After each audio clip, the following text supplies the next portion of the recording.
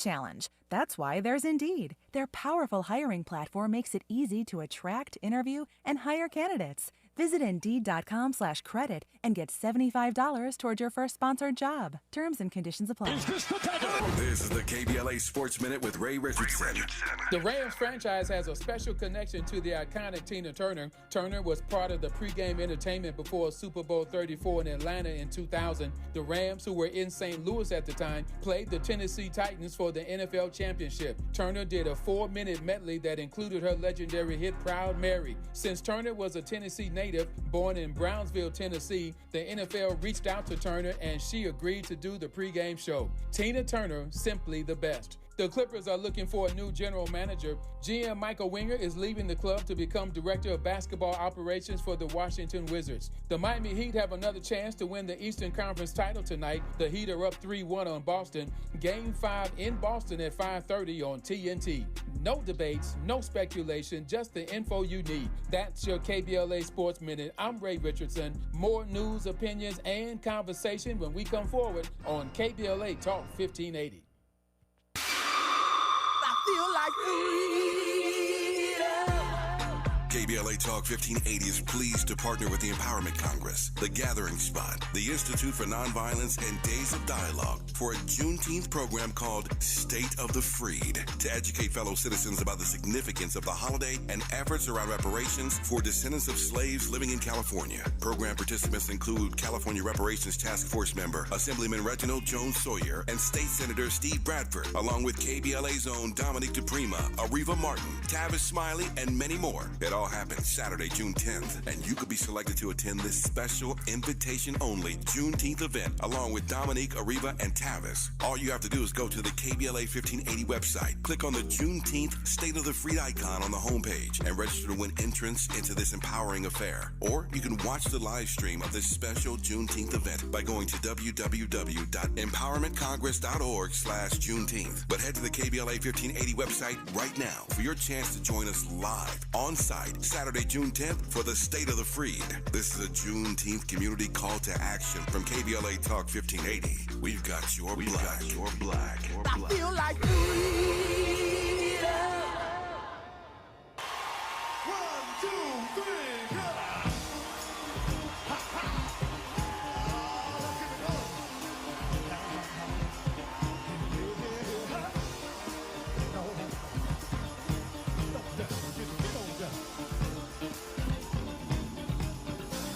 I'm gonna try to keep it coming. Things ain't always smooth, but I'll be alright as long as I can find the groove. Yes, I will. Somehow I know that I can make it. You seem to like my style. Don't you worry, I'm gonna be around a while. Yes, I will. I'm just happy to see you talk to me back in style again. Live from Lamert Park, USA, I'm Tavis Smiley, and you're listening to KBLA Talk 1580. So glad to see you and me back in stride again. Our phone number, 1-800-920-1580, 1-800-920-1580. All of our socials can be found at KBLA 1580. That's Facebook, Twitter, Instagram, and YouTube, everything at KBLA 1580. Let me also invite you right now to download our app at KBLA 1580. Download the app and listen to us live anywhere in the world, but only by downloading our app right now at KBLA 1580. Should you miss us any day in real time, check out the podcast of our program by going to the app, the website, Anchor, Spotify, Apple, so many places to get the podcast. And listen at your leisure should you miss us any day in real time, but I am delighted to have you along live with us today for the next 3 hours. You can also watch the live stream of this program by tapping on the KBLA TV icon on our app or by going to our YouTube channel. And let me invite you to follow me on Facebook and Instagram at The Real Tavis Smiley and get Twitter updates at Tavis Smiley. Another great show on tap for you today in our second hour, More Than I Imagined, what a black man discovered about the white mother he never knew. John Blake shares the compelling story that started with a surprise encounter at the age of 17, a revelation that set him on a profound quest to find answers, acceptance, and his place in the world. In our third hour, the curators of the much-talked-about Jean-Michel Basquiat exhibit, King Pleasure, now showing at the Grand LA here in LA. The two curators just happen to be the two sisters of Basquiat, Lisanne Basquiat and Janine Arivo. They both join us live in studio today in hour 3. But in this first hour today, Thursday, May 25, 2023, marks the third anniversary of the murder of George Floyd at the hands of Minneapolis police. We had Keith Ellison on this program earlier this week, the Minnesota Attorney General who prosecuted that case successfully, and I am pleased today to be joined in this hour by noted civil rights attorney, current executive director of the Wayfinder Foundation, and former president of the Minneapolis NAACP, Nekima Levy-Armstrong. Nekima, how are you today on this anniversary? I'm doing all right, Tavis. How are you? If I complained, I'd be an ingrate, but I'm not going to lie. This is it's an interesting day for a lot of reasons, not the least of which, of course, is why we wanted you on in this first hour, to commemorate the murder of George Floyd 3 years ago today in your town. As I mentioned earlier, we had Keith Ellison on the other day, and it was fascinating to hear his take 3 years later as the one who led the prosecution in this particular matter. I'll start broad, and we'll let it do what it do as we move through the hour. But first of all, just your thoughts on anything, everything 3 years later.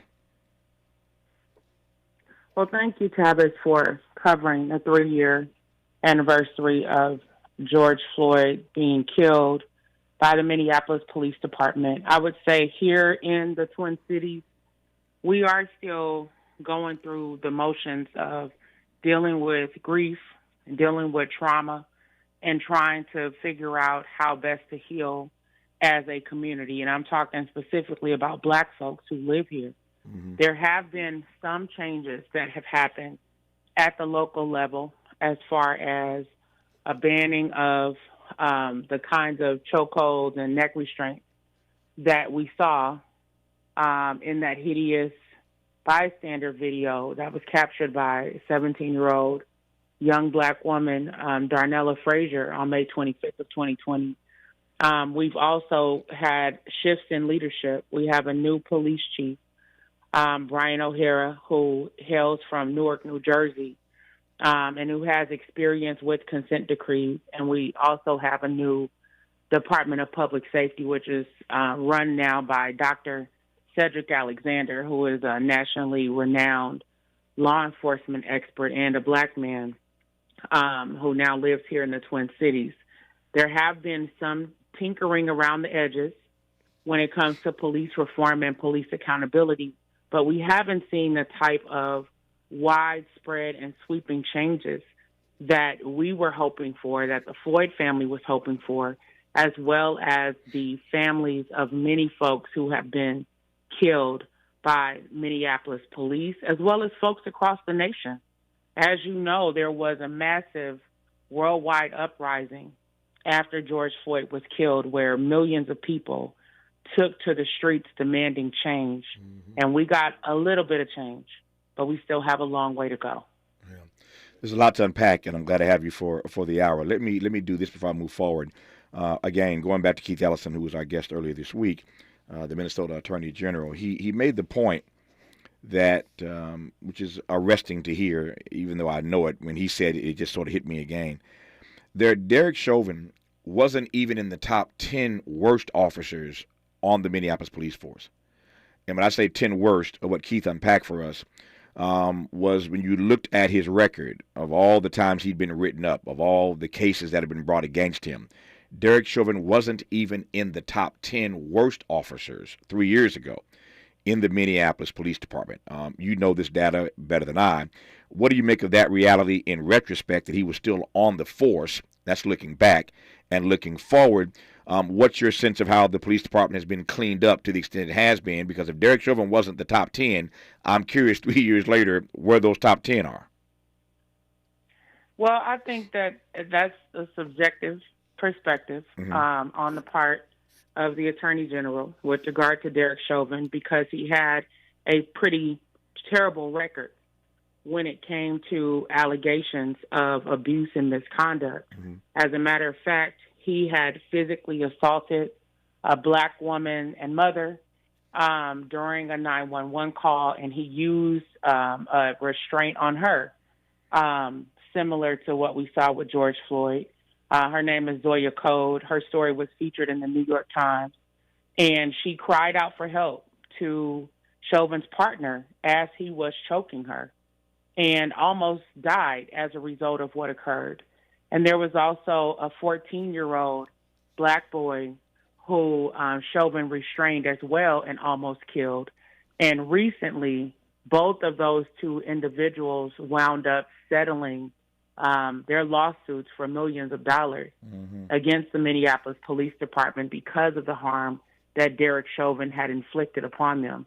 So he had quite a lengthy record of allegations before George Floyd was killed. And what we on the front lines have been saying is that if the Minneapolis Police Department had had an early warning system, if they had proper checks and balances, George Floyd would still be alive today. Yeah. But the reality is that they did not have an early warning system.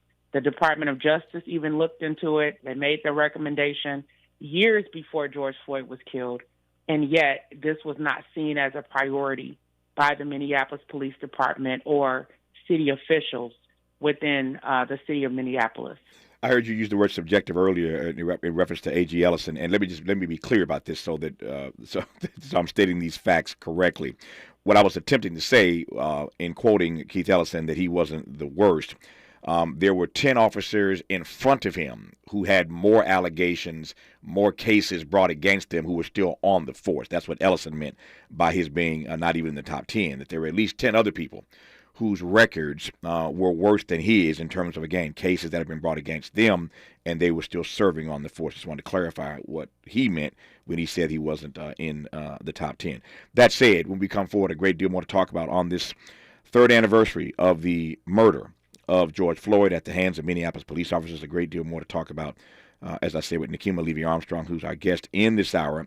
We heard the news yesterday. In fact, the news broke while I was on air yesterday that the queen of rock and roll, Tina Turner, had passed away in Switzerland yesterday at the age of 83, which tees up a wonderful opportunity for us all 3 hours of today's program to share some of the best of Tina Turner on KBLA Talk 1580.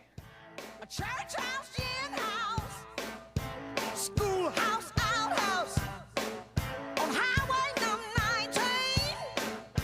The people keep the city clean. They call it Nutbush. Oh, Nutbush. They call it Nutbush City Limits. We've got a lot to talk about. Good thing we've got 3 hours. More of Tavis Smiley when we come forward. When you're young, life is full of choices. Don't let opioids like highly addictive and deadly fentanyl take away your life and your choices with just one wrong pill. Addiction is a disease that can affect anyone at any age, but there is a choice to get help for this disease. Find medically proven treatment options, including virtual, at choosemat.org. Are your investments going nowhere? Here's a tip that always pays big dividends. Invest in yourself, your talent, your smarts, your skills. Maybe it's time to make that investment and start a career in IT or upskill to boost your current career. At My Computer Career, you can bank on us. We'll help you get the right skills and the right certifications to start or advance your IT career. IT keeps growing, so go with the growth. At My Computer Career, the right training, the right timing, the right career. Invest in you at mycomputercareer.edu. Start now. KBLA Talk 1580 is in the lab right now, prepping some new shows coming your way soon. More empowerment, more inspiration, more entertainment. Hello, everybody. Welcome to the Jazz Urbane Hour. I'm your host, Bill Banfield. We are a curated musical show that highlights contemporary cultural issues and artistry, showcasing music as a relevant and necessary arm of contemporary cultural identity. You must learn. Welcome. I am your host, Dr. Tyrone Howard on KBLA Talk 1580, and you're listening to You Must Learn, where we talk about education as a tool for transformation. Education in our homes, in our schools, and in our communities. Education for transformation is the tagline, and we are here to talk about why we must learn. KBLA Talk 1580 is for discerning listeners just like you. So tell all your friends you've discovered the talk station curating smart content for smart people. We're KBLA Talk 1580, and we've got you black. The possibility of lung cancer can be pretty scary, especially if you're one of approximately 8 million current or former smokers at high risk. That's why SaveByTheScan.org wants you to know that now there's a breakthrough low-dose CT scan that can detect lung cancer early, and it only takes 60 seconds. You stop smoking, now start screening. For an easy quiz to see if you're eligible, visit SaveByTheScan.org. It could save your life. SaveByTheScan.org is brought to you by the American Lung Association's Lung Force Initiative and the Ad Council. Conversations that matter. You're listening to Tavis Smiley on KBLA Talk 1580. There's something on my mind. Won't somebody please tell me what's wrong? You're just a fool. You know you're in love. What you say? You got to face it. To live in this world. You take the good along with the bad. Sometimes you're happy and sometimes you're sad. One more time. You know you love him. You can't understand why he treats you like you do when he's such a good man. One of Argentina's biggest hits, A Fool in Love.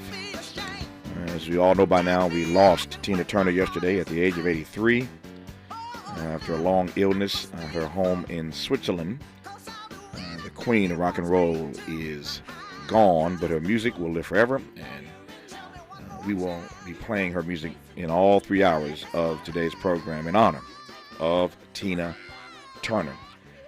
Today is the third anniversary of the murder of George Floyd in Minneapolis at the hands of those police officers, Derek Chauvin and the others who stood around and did nothing. And one of the persons on the front line then and since then is Nikema Levy-Armstrong, who is the executive director of the Wayfinder Foundation and former president of the NAACP there in Minneapolis, and I'm honored to have her back on this program. I want to go back to this one more time, Nikema, because it's really bugging me, and I want to just give you a chance to say a bit more about it. So, when again we were talking to Ellison earlier this week, Keith Ellison, and he was making this point about the fact that there are many other officers on the force who had more cases brought against them who were still serving than even Derek Chauvin. My question is, do we know anything 3 years later about those other officers? I heard the point you made earlier, the powerful point you made earlier. If they had an early warning system, they didn't then. So let me ask two questions to get out of your way. One, they didn't have an early warning system about bad officers who were still on the force then. Do they have one now, number one? And do we know anything about those other officers who were on the force then, who had cases brought against them? Did anything ever happen to them? Do you know? So I would say as of this point, Minneapolis does not have a solid early warning system to my knowledge. Mm-hmm. It is something that we recommended last year, those of us who were part of the mayor's work group on community safety, where we looked at the operations of the Minneapolis Police Department, their policies, their recruitment strategies, and various issues, and we made recommendations to the mayor. So that was one of the things that was at the top of our list that we're expecting for them to take action on. With regard to those other officers, these are questions that many of us in the activist community have raised with the city regarding whether those other officers will be held accountable for the abuse that they have inflicted upon people.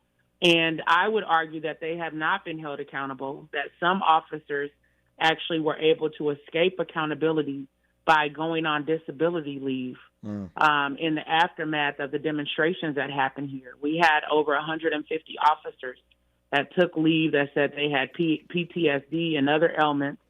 And as a result, they've been able to collect money, collect a pension from the city for work that they are not doing, and claims that they have made with regard to PTSD. Now, some of those claims could be valid, but the reality is that they all knew that there was an extremely toxic and wayward culture within the Minneapolis Police Department for many, many years. It's been an open secret in the city. Elected officials at all levels, from my perspective, were aware of the culture, of the allegations of abuse that had been levied against the department, the lawsuits that have been filed, and the cases that had been settled, totaling in the tens of millions of dollars. And yet they chose to do nothing before George Floyd was killed. Yeah. To your point now, I'm glad you went there. You must be prophetic and prescient because that's where I wanted to go next, Nikema.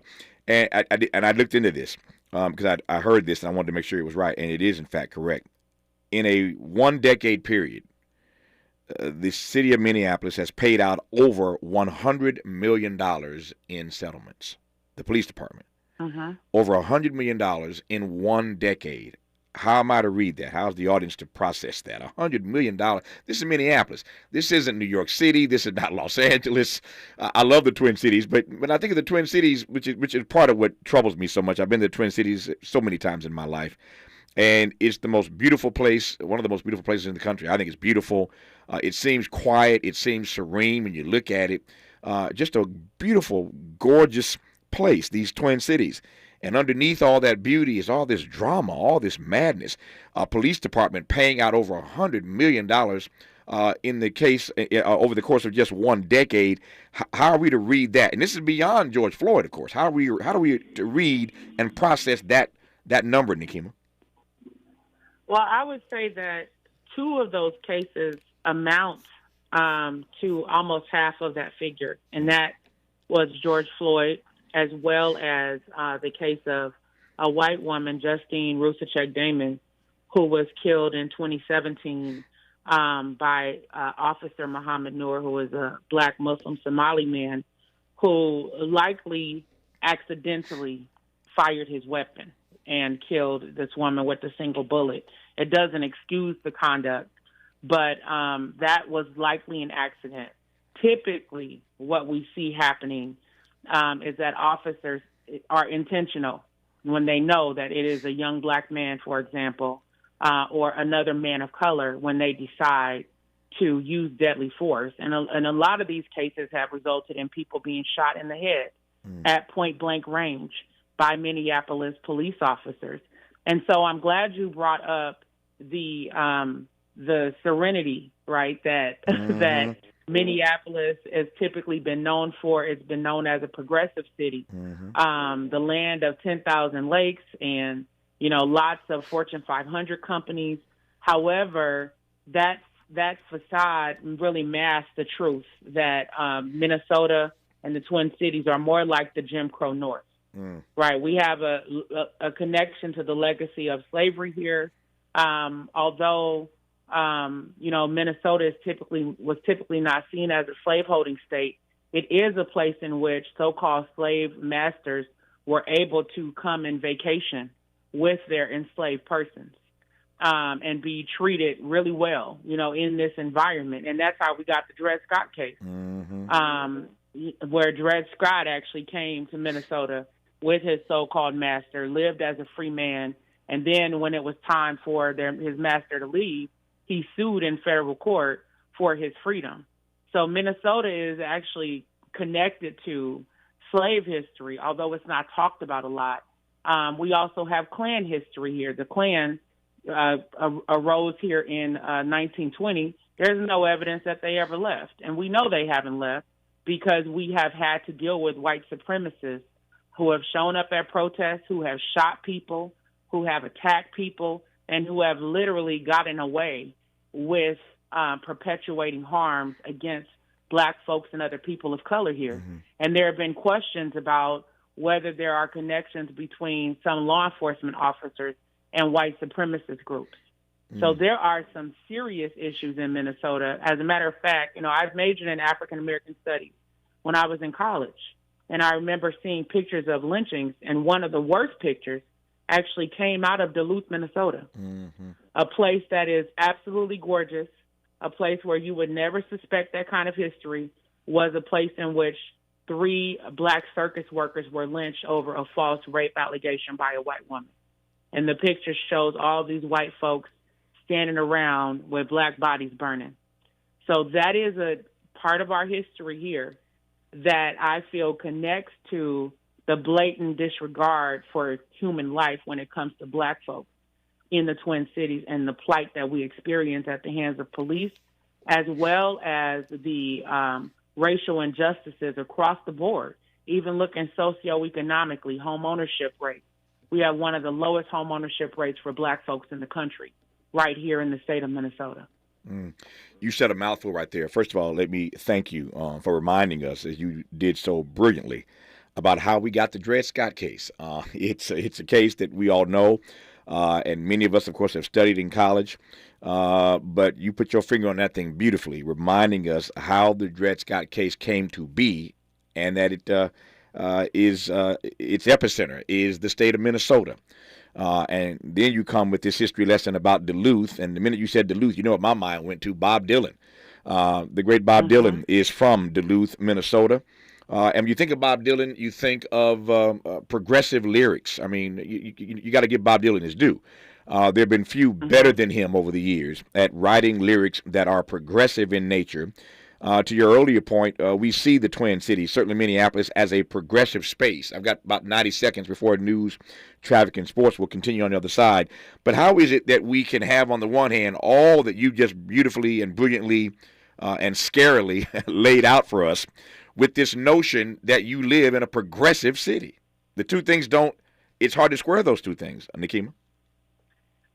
Exactly. Just like it's hard to square the ideals of the U.S. Constitution with the treatment of black folks in this country, right? All men are created equal, and yet we know that we are treated as anything less than equal in this society. So that dichotomy that we see in Minnesota, like I said, I call the Jim Crow North, exists throughout America and throughout American history, where there are these ideals projected, but the reality for black folks is markedly different. When we come forward, I want to talk a bit more about those changes that have happened, but more importantly, the changes that have not happened. What has not changed in Minneapolis over the last 3 years? I want to ask Nikema how she processed seeing that video of Jordan Neely being choked to death by a white man on a subway train in New York City, and whether or not that triggered her and others. It certainly triggered me.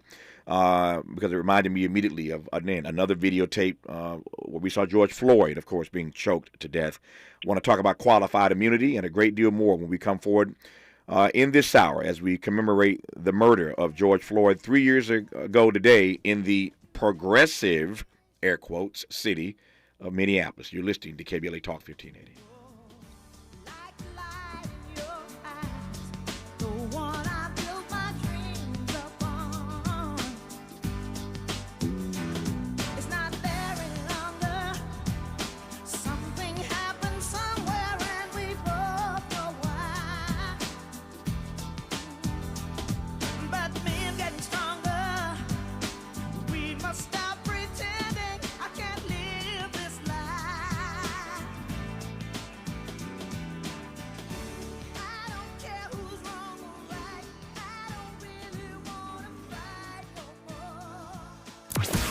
Be sure to like and follow Tavis Smiley at The Real Tavis Smiley and get Twitter updates at Tavis Smiley. The conversation continues when we come forward.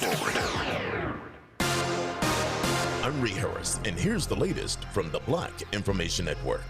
You can set your clock to January 20th, 2025 at high noon. Florida Governor Ron DeSantis has announced his 2024 presidential run. I will be taking the oath of office as the 47th President of the United States. The Republican made the initial announcement on Twitter last night. Target says it's removing some of its Pride collection items out of concern for employee safety. The retail giant says since this year's Pride Month collection was introduced, there have been threats impacting team members. President Biden says the late Tina Turner was a once-in-a-lifetime talent that changed American music forever. The queen of rock and roll died peacefully at the age of 83 following a long illness. Former President Barack Obama and former First Lady Michelle Obama called Turner a star whose light will never fade. And that's the latest on Ree Harris on the Black Information Network and BINnews.com.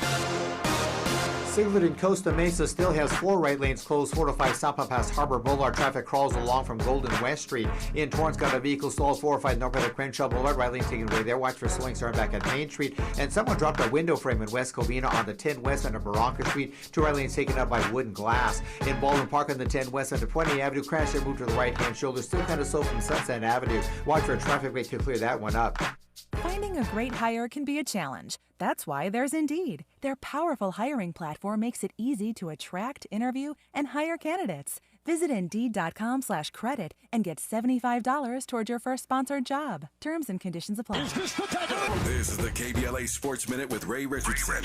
The Rams franchise has a special connection to the iconic Tina Turner. Turner was part of the pregame entertainment before Super Bowl 34 in Atlanta in 2000. The Rams, who were in St. Louis at the time, played the Tennessee Titans for the NFL championship. Turner did a 4-minute medley that included her legendary hit Proud Mary. Since Turner was a Tennessee native, born in Brownsville, Tennessee, the NFL reached out to Turner and she agreed to do the pregame show. Tina Turner, simply the best. The Clippers are looking for a new general manager. GM Michael Winger is leaving the club to become director of basketball operations for the Washington Wizards. The Miami Heat have another chance to win the Eastern Conference title tonight. The Heat are up 3-1 on Boston. Game 5 in Boston at 5:30 on TNT.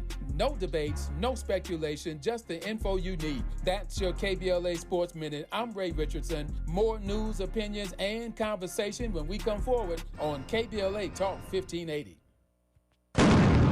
Please, man, I can't breathe. Get up on the sidewalk, please. One side, please. My face came bad. Oh, my God. Oh, my God. That's somebody's brother, son, uncle. That was a human life. They can take all that Ku Klux Klan stuff on because it's over. Slavery's over. We're not accepting it no more. It's done. Say his name. Say his name. George Floyd. George Floyd. Say his name. Say his name. George Floyd. George Floyd. We're here to be a community, but we can't when we're still being murdered by the hands of the same people who's supposed to be protecting our community. Say his name. Say his name. Say his name. Standing up for Black lives on the Angelversary of George Floyd Jr. With all of us on KBLA Talk 1580.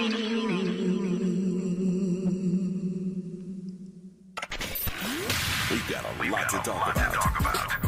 Race, culture wars, political turf battles, criminal justice and injustice, the courts. These are the conversations you won't hear elsewhere. My guests are leading journalists, celebrities, and sports figures, elected leaders, and influencers. They aren't afraid to get into it and say the quiet part out loud. With Ariva Martin in real time, your commute just became the most engaging part of your day. Tune in weekdays from 4 p.m. to 6 p.m. or find us on YouTube. Ariva Martin in real time, when you want it straight, no chaser. Unapologetically progressive. KBLA Talk 1580.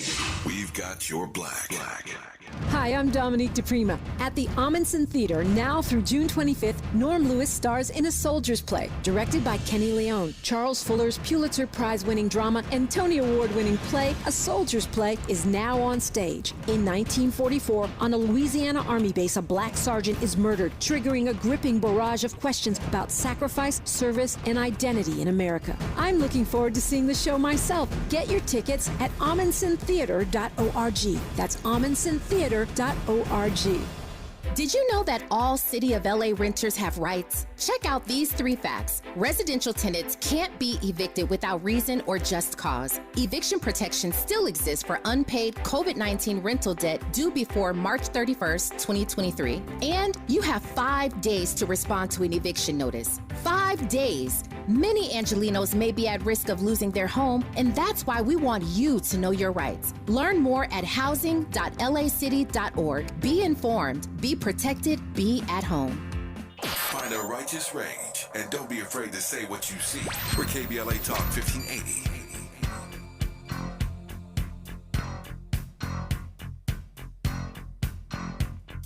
I call you, I need you, my heart's on fire.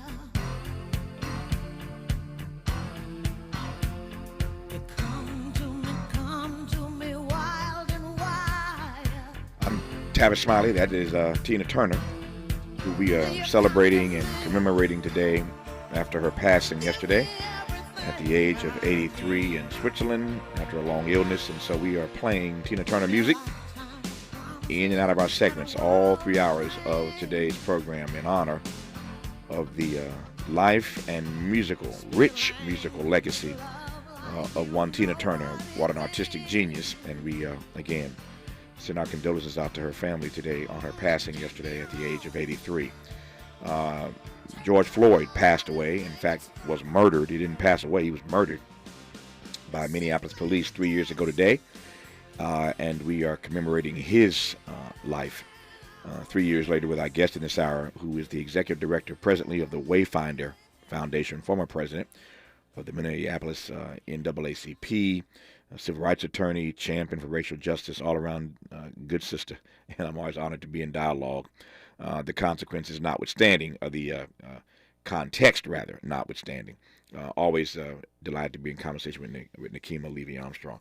Nikema, let me go right to this Jordan Neely videotape. We'll talk in a moment about what has not changed in Minneapolis over the last 3 years, this progressive city, Minneapolis.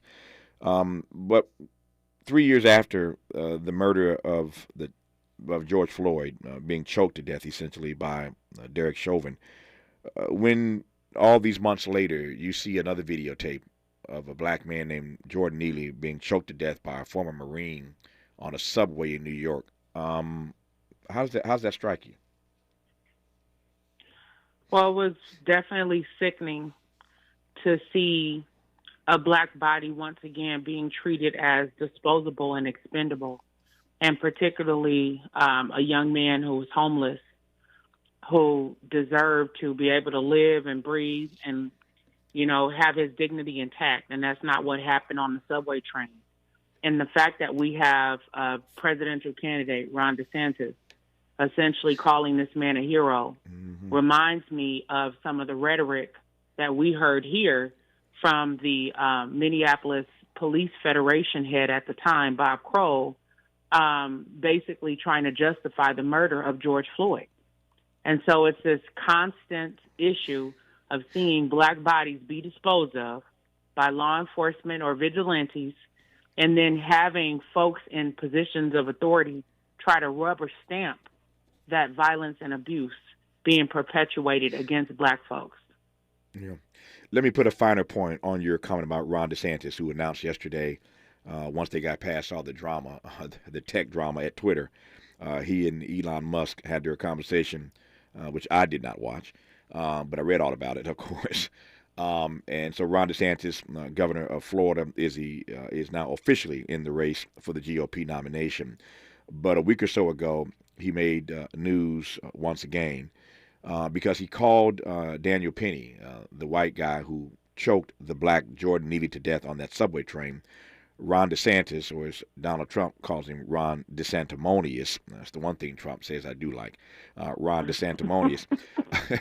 Ron DeSantimonious called Daniel Penny not just a hero, but a good Samaritan. He called him a good Samaritan, and then asked his followers to donate to his legal defense fund. I haven't checked that number in the last 48 hours, but they are now into the millions, well into the millions of dollars raised for the Legal Defense Fund for Daniel Penny, again, the white ex-Marine who choked the black Jordan Neely to death on that subway train. But Ron DeSantis calls him a good Samaritan. I don't need to color this much more for you, Nikema, since you raised his name first. I'm just following you. But what does that say to you about the coming campaign for the White House, about the culture wars that we are about to even get more deeply ensconced into? But when a guy runs for president and sees what you and I and everybody else saw on that videotape, and then calls that white guy a good Samaritan, what does that portend in your mind for what's about to come in this presidential race? Well, we should understand that we're in trouble if we think that we have moved past the levels of racism and white supremacy that Donald Trump helped bring to the nation's visibility and to the surface. It's always been there, but he definitely helped shine a light and help stoke some of that racial tension and hostility during his presidency. And we know that because he won the first time and because he almost won the second time, Ron DeSantis has been working to jump on that train to ensure that he's helping to fan the flames of racial hatred and white supremacy. And we're seeing him do this in the statements such as what you mentioned, which is so appalling and disgusting, but also the banning of books by Black authors and other authors of color. I mean, even Amanda Gorman's beautiful poem that she read at President Joe Biden's inauguration now being banned. And then, of course, attacks on critical race theory and all the lies that are being told to try to erase our history and to whitewash the truth. So that's what we're in for. And we know some of those folks who participated in the January 6th rioting and storming of the Capitol. They're waiting for Trump 2.0 or a person like Ron DeSantis who can help give them a platform for some of the garbage that they spew out about Black folks, about them feeling threatened, about the country being taken away from them, and as well as pushing for so-called law and order, even though we know that there's hypocrisy because many officers were killed by these same individuals on January 6th, 2021. It raises, Nikema, this question for me, which is how in a moment that I would describe as one where we are, how might I put this, witnessing the decay of our civilization, the devolution of our culture. How in a moment like this, where you have a presidential candidate calling Daniel Penny a good Samaritan, how in that moment, when you have a presidential candidate essentially condoning vigilantism, how in a moment like that do you expect that we will ever get police accountability? I mean, if you're endorsing that kind of death wish, we all recall that movie, of course. If you recall that kind of if you support that kind of death wish behavior, the movie starring Charles Bronson back in the day, Bruce Willis redid it. If you're endorsing that on the part of everyday people, how in the world in that space do you get police accountability? Does that make sense? Yeah, it makes total sense. I don't think we should expect to get police accountability with those dynamics in play. I mean, heck, we can't even get police accountability with a Democrat, Joe Biden, being the president and Kamala Harris being the vice president. We've had a lot of empty promises. We've had, some leaders in elected positions who have been advocating for change, but we know that overall the political will is simply not there. That folks are able to tolerate a lot of injustice to have this false notion of peace and safety, and they're seemingly unconcerned or indifferent when that results in the loss of life of innocent people. And so it is a widespread and systemic problem, and we know what we're up against if someone like DeSantis or Donald Trump gets in the office. I mean, they verbalize what a lot of these individuals may be thinking, but but they're unafraid to say it out loud until you have a person like that opening the door for folks to be bold and letting their their racial hatred flags fly, if you will, Yeah. in terms of how they really feel about black folks and other people of color in this country. So we definitely need to gear up and understand what's at stake and make sure that we get to the polls when the time comes. Yeah, it frightens me when you have, again, a presidential candidate like Ron DeSantis encouraging and supporting that kind of reckless behavior.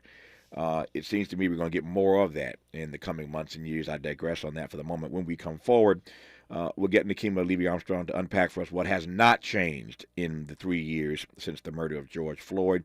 She gave us a beautiful list earlier of the progress, some of the progress that has been made in that city.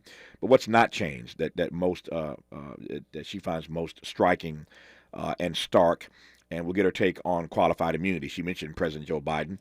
And the accountability that we still have not gotten as we wanted for police, and we'll come to this issue of qualified immunity as well when we come forward with Nikema Levy-Armstrong on KBLA Talk 1580.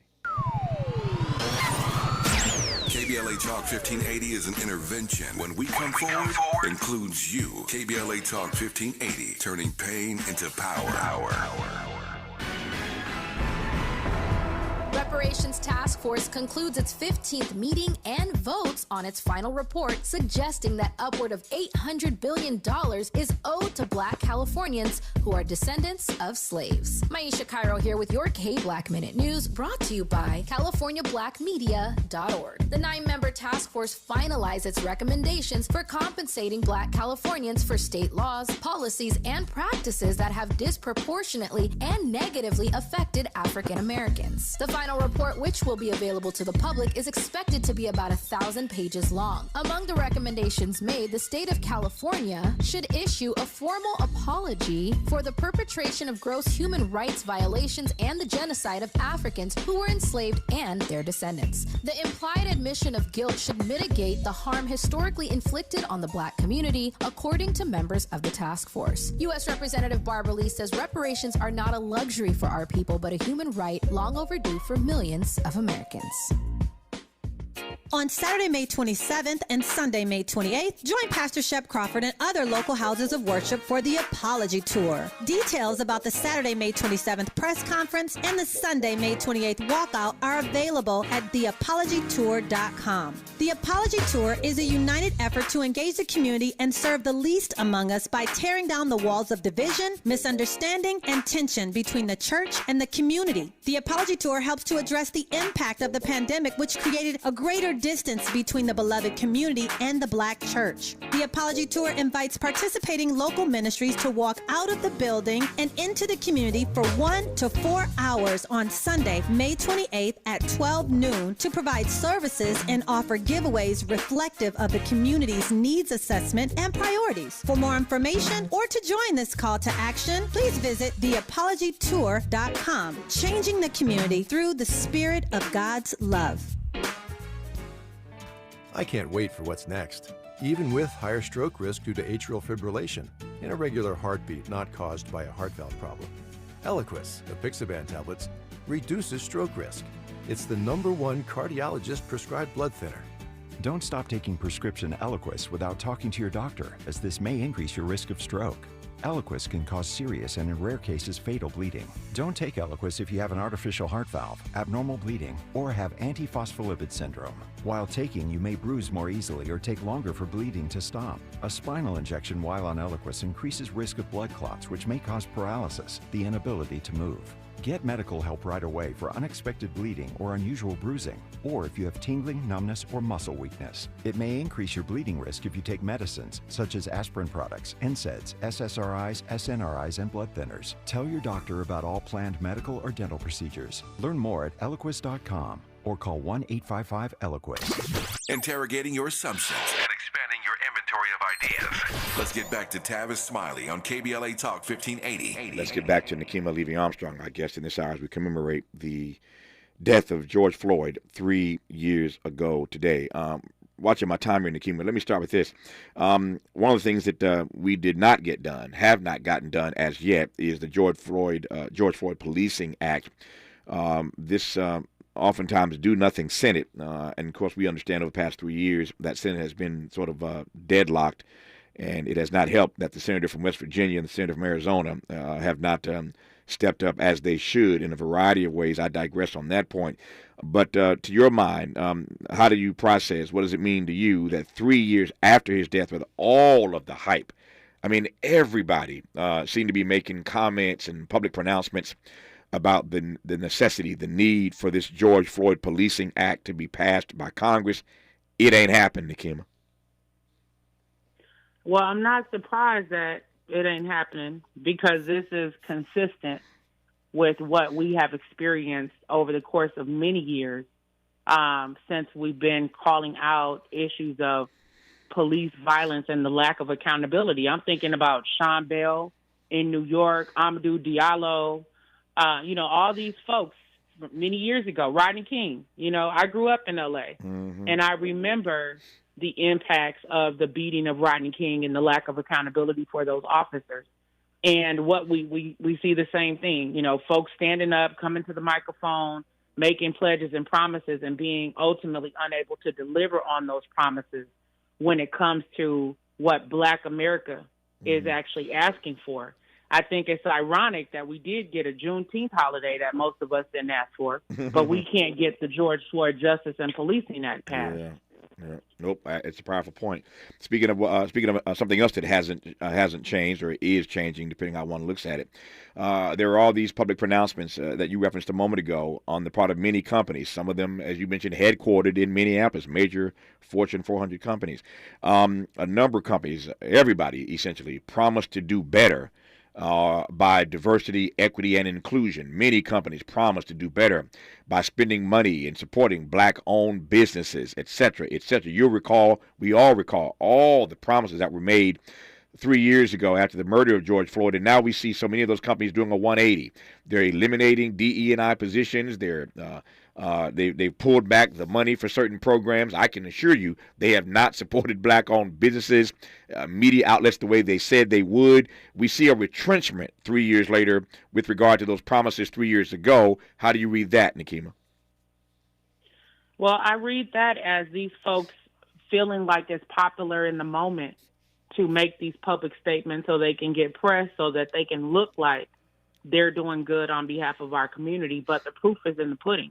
We know that many of these corporations, as you just intimated, failed to make good on their promises. And some of what they pledged was in the billions of dollars in terms of new programs and initiatives and shifts that they said that they would make in terms of looking at their hiring and promotion practices and things like that.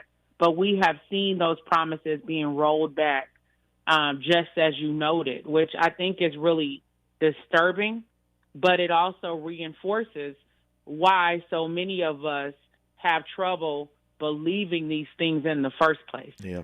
When they're saying they're going to do this, it's like Dr. King. What did he say?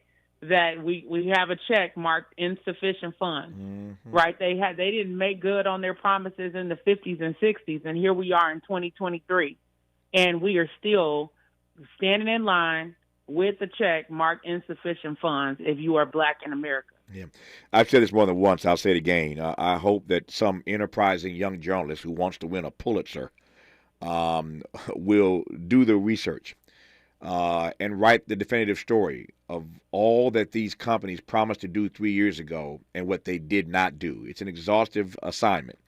But you want to win a Pulitzer, you want to win some major awards. Write that story. Do the research on that. What they all promised to do, and then detail what they did not do. Just out everybody, and watch the attention that story gets. I've been encouraging somebody to write it. Maybe somebody will. In our remaining moments with Nikema Levy-Armstrong, we'll talk about whether or not what happened to George Floyd 3 years ago has moved the needle at all. And there's so many other cases since then. But have we moved the needle at all? Is the conversation advancing on the notion of qualified immunity for many of these cops? We'll do that when we come forward on KBLA Talk 1580. A safe place to go loud. A great place for progressive politics. KBLA Talk 1580. Maytag month has got it going on. It's all you want with the savings all month long. Baby, can't you see? Maytag month is all you need. You know you can't go wrong when Maytag month is going on. Upgrade to the performance you need on all Maytag major appliances during May is Maytag month, happening all month long. Maytag month is going on. JP Morgan Chase is building on the investments in California and around the country to help close the racial wealth gap and build a more equitable future. As part of JP Morgan Chase commitment, they are taking action to help improve financial wealth and access to banking in the Black community, helping more people open low-cost checking and savings accounts, hosting community seminars with supporting Black-led institutions by building awareness about financial investments, hiring community managers, and opening community center branches like Crenshaw, Inglewood, and downtown LA. Visit today, jpmorganchase.com/racial equity. Again, jpmorganchase.com/racial equity. Get the tools to help reach your financial goals. Visit today, jpmorganchase.com/racial equity. Again, jpmorganchase.com/racial equity. Calling all small business owners, entrepreneurs, and startups. Vermont Slauson Economic Development Corporation is your one-stop shop for the resources and tools you need to take your business to the next level. VSEDC is a community-based nonprofit and CDFI organization recognized for decades of technical and entrepreneurial assistance to South LA small businesses, startups, and entrepreneurs for 40 years.